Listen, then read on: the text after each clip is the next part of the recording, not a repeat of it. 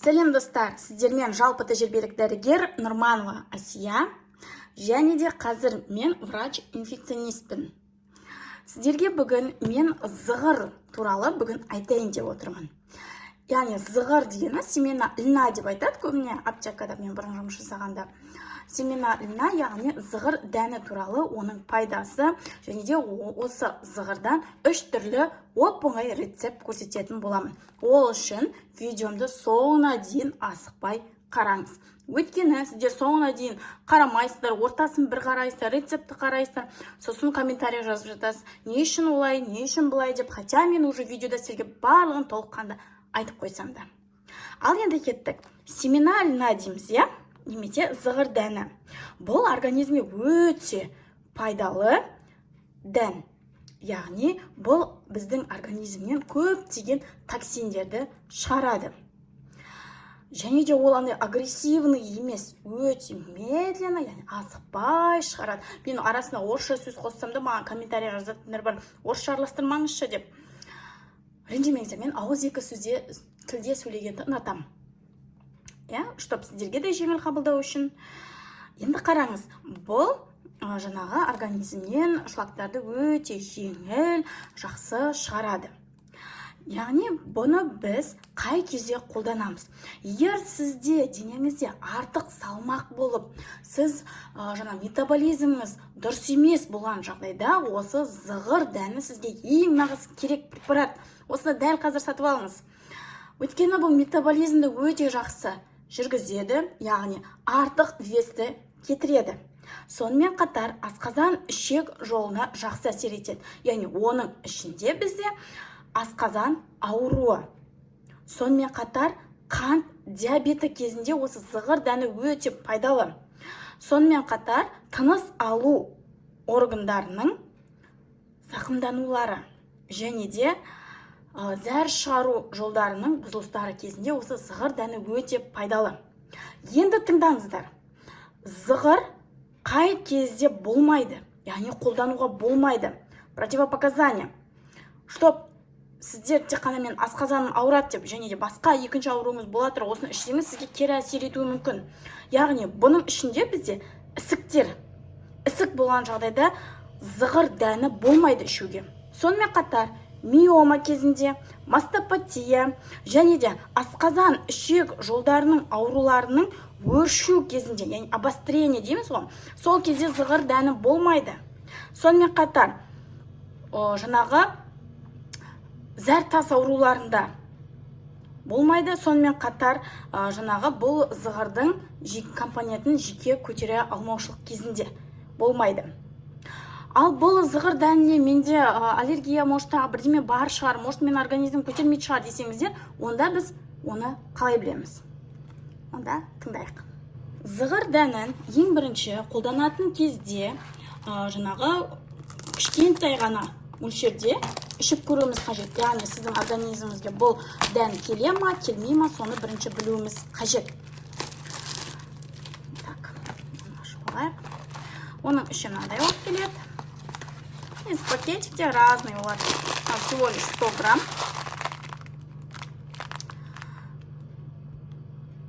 Так, мен камерам болып кетті. Ренжімеңіздер. Так, енді қараңыздар.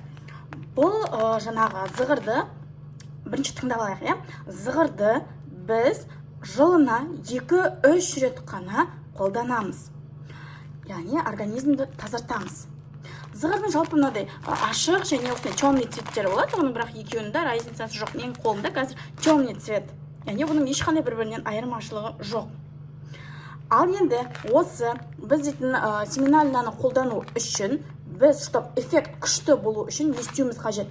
Біз организмнен майлы тамақтарды алып тастауымыз керек. Сонымен қатар полуфабрикаттар, копченый тағамдар, яғни қақталған дейді ғой, консерві, фастфуд дегендерден отказ берсек, бұл зығыр дәні адам организміне күшті эффектін көрсетеді. Сонымен қатар мучной жаңағы тағамдар, кондитерлік өнімдер, жаңағы алкогольді өнімдер, сонымен қатар жаңағы көп су ішсе адам осы зығырдың күшті эффектісін көресте. Ал кеттік, зығырды дайындаймыз. Осыға дейін видеоны тыңдап алыңыздар. Өйткені қазір сіздер комментарийде өте көп сұрақ қоясыздар. Хотя видеода бүкіл ответ айтылған. Кеттік. 3 рецептті сіздерге айтып көрсетемін. Алып кеттік. Бірінші рецепт бізде не ол? Яғни біз тұндырма жасаймыз. Бірінші бізге мынандай темір ыдысымыз қажет, яғни газға қоятын, және де оған 250 мл таза суымыз, және де біздің самый басты рөл ойнайтын зығыр дәні қажет. Біріншіден біз осы дәнімізді 2 шай қасықпен саламыз ыдысымызға. Одан кейін 250 мл суымызды құямыз. Міне, бар болғаны осы. Осыны отқа қоямыз, яғни 10 минут отта қыздырамыз. Одан кейін алып тастаймыз. Яғни бұл дәнді, яғни дайындаған отварымызды біз 2-3 аптаға дейін ішуімізге болады. Яғни курс лечения қанша деп жатсаңыздар, 2-3 апта. Бұны көбінесе бізде түнде, яғни ұйықтар алдында ішкен абзал. Ал кеттік, отқа қояйық. Отымызды жағып, семенамызды қоямыз. 10 минут уақытты засекать етеміз. Яғни уақытты қарап отырамыз. Жақсы ма? Так, құрметті көрермендерім, біздің бірінші жаңағы рецептіміз дайын болғанша, яғни 10 минут өткенге дейін мен сіздерге екінші рецепті көрсеткім келіп тұр. Стакандарыңызды аласыздар, оған 200 немесе 100 мл айран құясыздар. Мен на глаз құйып жатырмын. Вообще-то негізі домашний айран болған өте күшті болып кетеді. Просто менде қазір болмай тұр. Негізі біздер всегда домашний айран аламыз. Одан кейін оған жарты шай қасық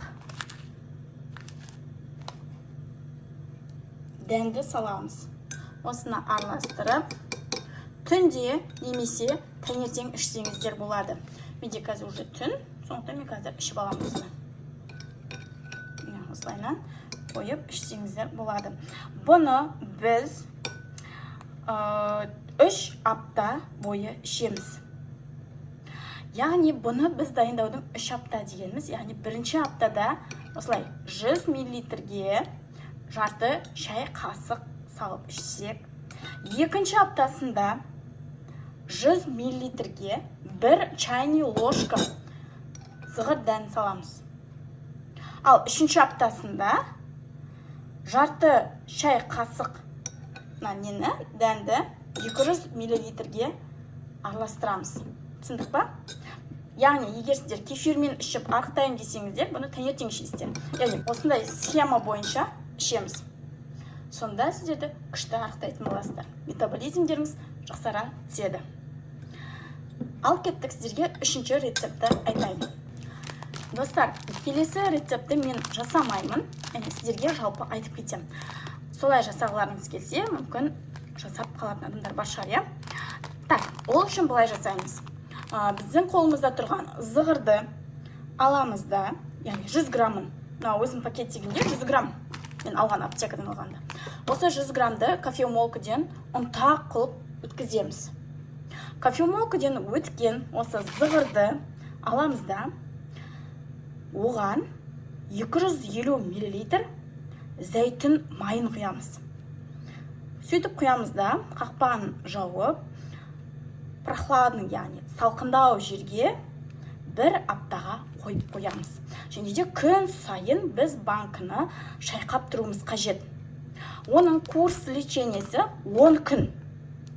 Оны біз тағамға дейін, яғни кешкі асымыз, түскі асымызға дейін 1 ас қасықтан ішіп алуымыз қажет. Оның курс лечениесі 10 күн болып келеді.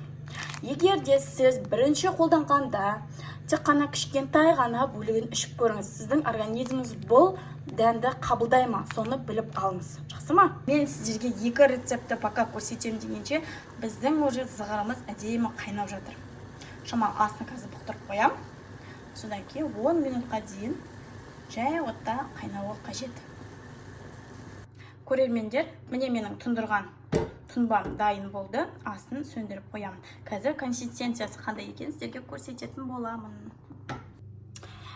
Так, мынандай слизистей болып шығады.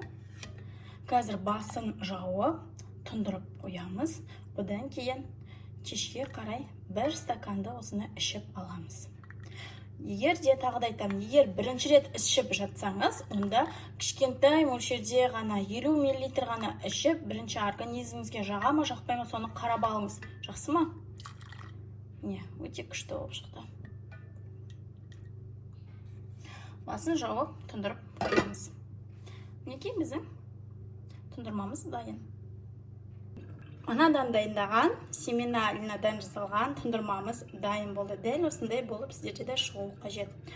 Ең бастысы ем болсын.